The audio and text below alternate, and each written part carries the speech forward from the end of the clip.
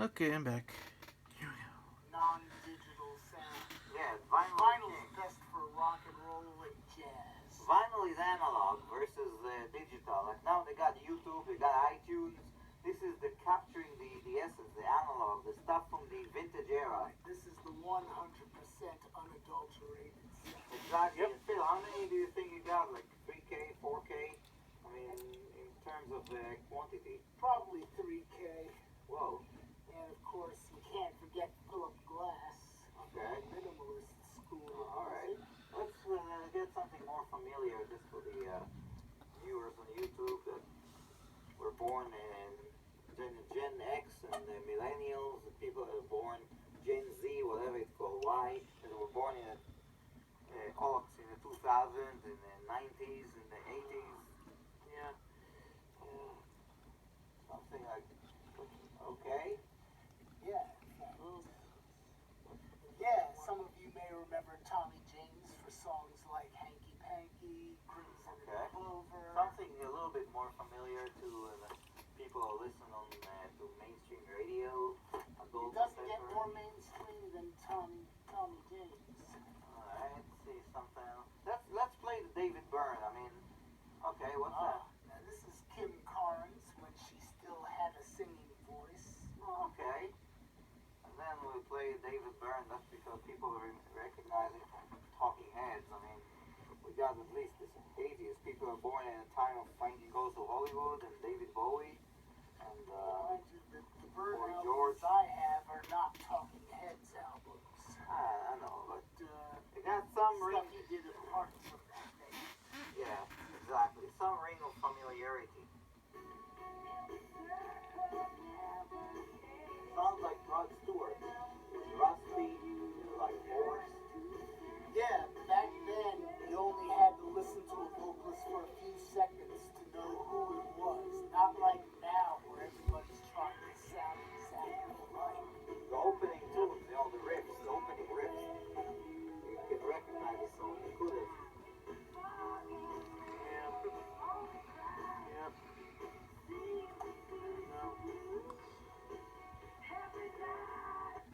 Beautiful, Phil.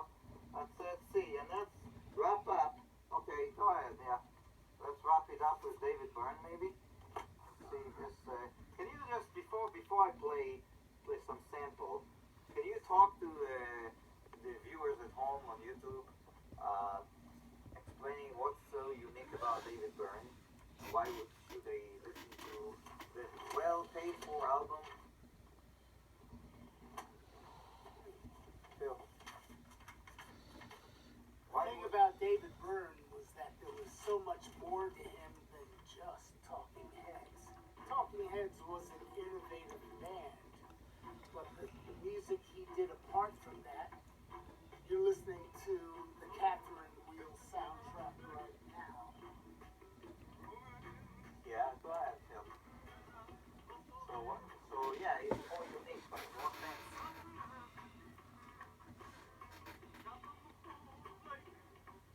Now that I'm listening to this cut, I guess the only answer I can give is damned if I know. Okay. So yeah, so basically.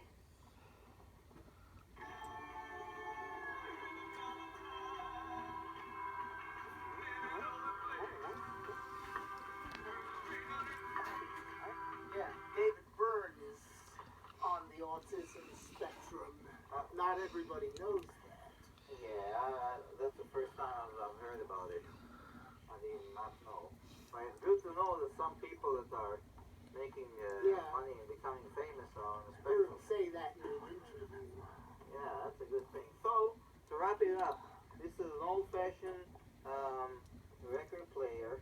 It's a good thing that Phil is having some vintage souvenirs from I've it. never been one to junk old technology that's still good.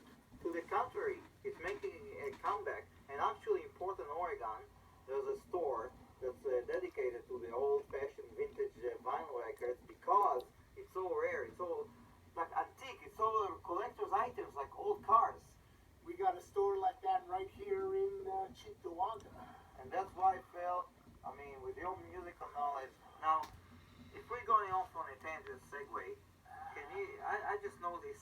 But you got some bass guitars. Can you just briefly explain what they're all about and why it's so unique? Right. This is a 1977 precision bass with lay sensors. Okay. And a device that will drop the lower string to a lower pitch. And what's the uniqueness? What's the effect for that? Well, that's a real, not a copy. It's a real 1977 precision bass. Okay. I would sell that for $3,000. Wow. Well, show us the other one, please. This one is a fake. Okay. A friend of mine built this for me. It is a fretless bass. Fretless bass, okay. So that you can just, you probably can't hear this because it's not connected to an amplifier, but you get that nice clean glissando with a fretless bass. Yeah, when you glide on it, like the Alice Cooper song. Right. And this is a copy of a Gibson EBO. Gibson Les Paul. Take a look at that. Gibson Les Paul? Not a Les Paul. This is a Gibson EBO. Oh, okay, and the last one, please. What this one is. This is another fake. Fake of a Fender Jazz bass that my friend made for me. Alright, Phil, yes or no? Any of these bass guitars having the option of getting hooked up the electricity, not being like the electric, or just They are electric basses. They are? They just have to have a cable and an amplifier. Wow. So this is Phil Mann. He's a purveyor and collector of music, rare collections. He got an encyclopedic knowledge of any genre than imaginable, and he got like about 3K, 4K of record albums. Some of them books, albums, musical Very instruments, much the composer. the sheets, yes, gold sheets. This is like the shrine for, just like the Cleveland, Ohio Rock and Roll Hall of Fame.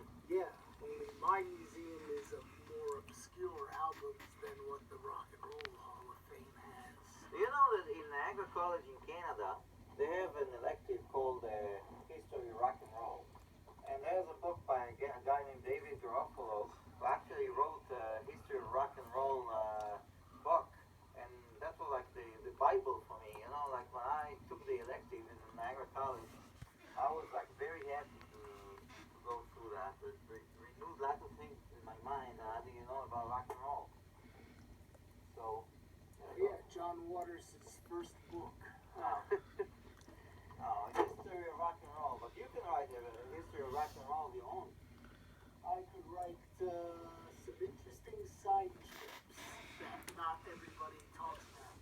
You noticed in that one book there was a photo of the band United States of America. Yes. They were one of the first bands to use both synthesizers and theremins live on stage. Is that the band that sang plenty of peaches, peaches for me, or millions of peaches? Is that the band, United States of America?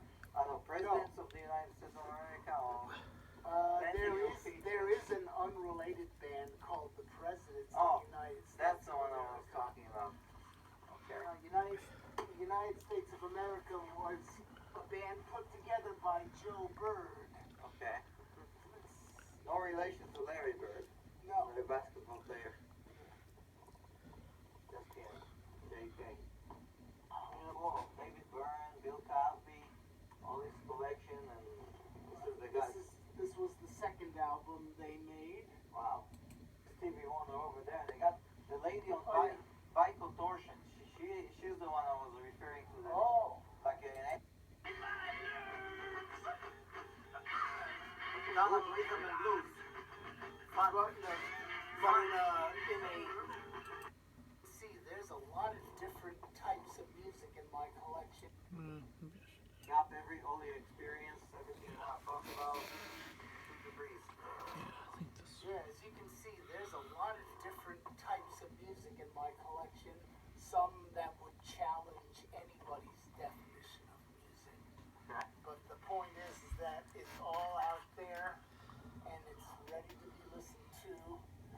remember, there's a subtle difference between music and noise. The difference is the ear either accepts or rejects the sound. If the latter, they call it noise. If the former, they call it music. Phil Mann, thank you very much. The man and the legend. Thank you very much, guys.